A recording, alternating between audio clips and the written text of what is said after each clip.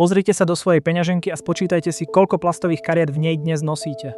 Občiansky preukaz, vodičský preukaz, kartička poistenca, platobné karty, zľavové karty aj preukaz do knižnice. Roky sme žili v tom, že bez kusu plastu s fotkou a rodným číslom pre štát ani banku neexistujete. Ak ste ho zabudli doma, neprevzali ste si list na pošte. Policajt pri kontrole vám mohol dať pokutu. V banke by sa s vami nikto nerozprával. V roku 2026 sa však na Slovensku deje niečo, čo túto 30-ročnú realitu posiela na smetisko dejín. Toto smetisko dejín a digitalizácia na Slovensku však v mnohých ľuďoch vyvoláva oprávnené pochybnosti. Väčšina ľudí si myslí, že si iba odfotia občiansky do mobilu, alebo že štát vytvorí ďalšiu nefunkčnú aplikáciu. Sme predsa zvyknutí na zložité štátne weby. Doteraz ste na prihlásenie potrebovali špeciálnu čítačku a 3 rôzne heslá. K tomu bezpečnostný kód a trpezlivosť ocele. Lenže to, čo prichádza teraz, nie je len kozmetická úprava. Je to najväčší technologický posun v histórii našej krajiny, ktorý mení pravidlá hry pre každého z nás. Tieto nové pravidlá hry pre každého z nás však prinášajú aj úplne prirodzené obavy. Predstava mnohých ľudí je zatiaľ jednoduchá. Štát vydá aplikáciu, vy si ju stiahnete a ukážete policajtový displej. Lenže čo ak sa vám vybije mobil? Čo ak vypadne mobilný signál niekde medzi Zvolenom a Banskou Bystricou? Alebo čo ak vám telefón niekto ukradne a získa vaše údaje? Tieto obavy vychádzajú zo starých skúseností. Práve tu sa však ukazuje zásadná trhlina v tom, ako o digitalizácii bežne premýšľam. Táto zásadná trhlina v našom premýšľaní spočíva v tom, čo dnes reálne robí starý plastový doklad. Keď dnes nikomu ukážete klasický občiansky preukaz, odovzdávate mu o sebe úplne všetko. Predstavte si bežnú situáciu na pošte alebo v hoteli. Chcete prevziať balík a pracovník potrebuje overiť iba vaše meno. Vy však vyťahne plastovú kartičku. Dotyčný človek zrazu vidí vaše celé rodné číslo aj adresu trvalého bydliska. Vidí miesto vášho narodenia aj číslo dokladu. V požičovni aut si vašu kartičku dokonca často prefotia a uložia kópiu do šanónu. Vaše osobné údaje tak ležia na papieri bez akejkoľvek vašej kontroly. Odovzdali ste balík citlivých údajov človeku, ktorý ich vôbec nepotrebuje. Tradičný plastový doklad je v skutočnosti obrovská bezpečnostná diera. Tradičný plastový doklad a táto obrovská bezpečnostná diera sa však v roku 2026 stávajú minulosťou. Do plnej platnosti totiž vstupuje európske nariadenie eIDAS 2.0. Slovensko zároveň spúšťa svoje riešenie ako e-doklady a štátnu aplikáciu e-identita cez ministerstvo vnútra. Nejde iba obyčajné odfotenie preukazu do mobilu. Ide o úplne novú architektúru overovania údajov, ktorá chráni vaše súkromie. Znamená to príchod tzv. Selektívneho preukazovania údajov. Čo to znamená v ľudskej reči? Predstavte si, že prídete do požičovne aut alebo do hotela.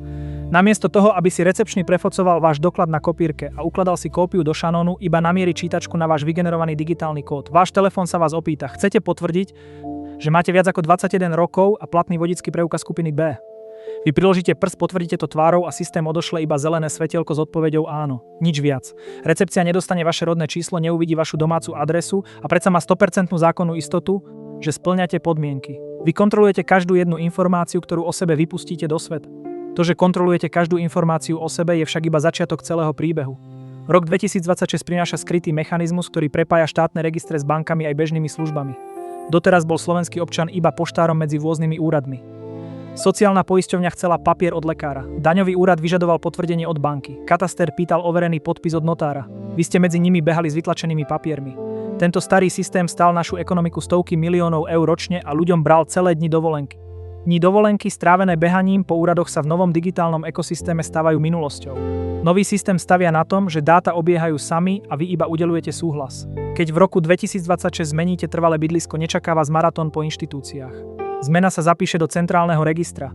Cez digitálnu peňaženku sa automaticky aktualizuje v banke, u dodávateľa elektriny aj u operátora. Už žiadne papierové žiadosti, žiadne platenie za overovanie podpisov, žiadne čakanie pri okienku s lístkom číslo 74. Namiesto čakania pri okienku s lístkom sa pozrime na realitu všedného dňa a každodenné situácie. Každá veľká zmena so sebou prináša praktické otázky. Ako dnes vyzerá vybavenie hypotéky alebo úveru v banke? Kedysi tento proces strval 2 týždne a vyžadoval hromadu potvrdení o príjme. Dnes sa vďaka prepojeniu registrov scvrkol na pár kliknutí. Banka si s vašim súhlasom overí identitu priamo cez štátny systém. V reálnom čase overí vaše odvody v sociálnej poisťovni. Peniaze na účte máte skôr, než dopijete kávu. Peniaze na účte a rýchle overenie v banke fungujú na rovnakom princípe ako kontrola na slovenských cestách. Policajné hliadky na celom Slovensku dostávajú mobilné čítačky pripojené na register vozidiel. Ak vás zastaví policajt, nemusíte v strese hľadať peňaženku. Nemusíte sa báť, že ste doma nechali vodičský alebo technický preukaz. Otvoríte aplikáciu v telefóne a vygenerujete jednorazový QR kód. Hliadka si ho načíta a dáta overí za 3 sekundy priamo voči registru. Tento systém funguje aj offline bez mobilného internetu. pretože bezpečnostné certifikáty sú uložené v pamäti mobilu. Uloženie v pamäti mobilu však vyvoláva otázku, čo bude s ľuďmi, ktorí smartfón nepoužívajú. Štát jasne potvrdzuje, že fyzické doklady nezanikajú zo dňa na deň. Nikto vám starú občianku nezoberie a nikto vás nebude nútiť používať mobil. Plastová kartička zostáva ako plnohodnotná alternatíva pre každého, kto ju preferuje. Lenže trh sa posunie prirodzene, rovnako ako pri bezkontaktných platbách kartou. Pred 10 rokmi sme tiež nosili peňaženky plné minci a dnes platíme priložením hodiniek. Digitálne doklady sa stanú rovnakým štandardom. Služby s digitálnym overením budú rýchlejšie a bez poplatkov za papierové spracovanie. Bez poplatkov za papierové spracovanie prichádza aj oveľa vyššia bezpečnosť vašich osobných údajov. Čo sa stane, ak stratíte telefón? Stratená klasická peňaženka znamená, že ktokoľvek cudzí vidí vaše meno, adresu aj doklady. Môže sa pokúsiť zneužiť vaše údaje na podvody. Váš smartfón je však uzamknutý biometriou. Certifikáty sú chránené priamo v šifrovanom bezpečnostnom čipe telefónu. Zlodej sa k dokladom bez vášho prsta alebo tváre nedostane. Cez webové rozhranie navyše svoje digitálne kľúče zablokujete za menej ako minútu. Rovnako jednoducho, ako keď zablokujete stratenú platobnú kartu v banke. Rovnako ako v banke mení táto digitálna bezpečnosť aj každodenné podnikanie živnostníkov a firiem.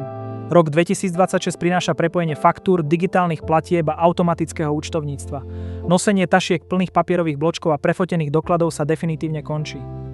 Digitálna identita umožňuje elektronické podpisovanie zmluv priamo v mobile. Tento podpis má plnú právnu silu na celom území Európskej únie. Nemusíte čakať na kuriéra, nemusíte platiť poplatky za notára. Zmluvu s novým partnerom uzavriete za 2 minúty v električke. Nemusíte hľadať tlačiareň ani bežať na poštu s doporučeným listom. Behanie na poštu s doporučeným listom a platenie kolkov na úradoch sa takisto stáva minulosťou. Pamätáte si, koľkokrát ste museli overovať kópiu rodného listu alebo výpisu z registra trestov? Platili ste kolok len za to, že úradník vytlačil papier a dal naň pečiatku. V novom systéme sa register trestov alebo potvrdenie zo školy stáva digitálnym atribútom. Súd alebo škola vydá overený záznam priamo do vašej mobilnej peňaženky. Zamestnávateľovi pošlete overený kód. On má istotu pravosti, vy ste nestratili čas a štát ušetril papier. Ušetrený papier a čas sú dôkazom tichej, ale obrovskej transformácie celého Slovenska. Netýka sa iba IT špecialistov vo veľkých mestách. Týka sa každého, kto chodí k lekárovi, platí energie, kupuje auto alebo rieši dedičstvo. Spomeňte si, ako sa digitálne recepty stali úplnou samozrejmosťou. Pred rokmi si nikto nevedel predstaviť, že lekár pošle predpis priamo do lekárne. Dnes je to bežná realita, ktorá šetrí hodiny času. Presne touto cestou teraz prechádzajú všetky ostatné oblasti nášho života. Tieto zmeny vo všetkých oblastiach nášho života v roku 2026 nie sú o tom, aby nás ovládali stroje. Ide o to, že prestávame slúžiť byrokracii. Začíname využívať smartfón vo vrecku na to, aby sme chránili náš najcennejší zdroj, ktorým je čas.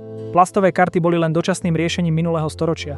Budúcnosť patrí bezpečnému a plne kontrolovanému digitálnemu priestoru.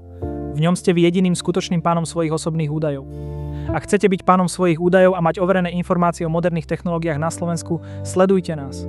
Prihláste sa na odber kanála Slovak Repo. Ak chcete mať vždy presné a overené informácie o tom, ako moderné technológie a digitálne zmeny menia život a peňaženky na Slovensku, prihláste sa na odber kanála Slovak Repo.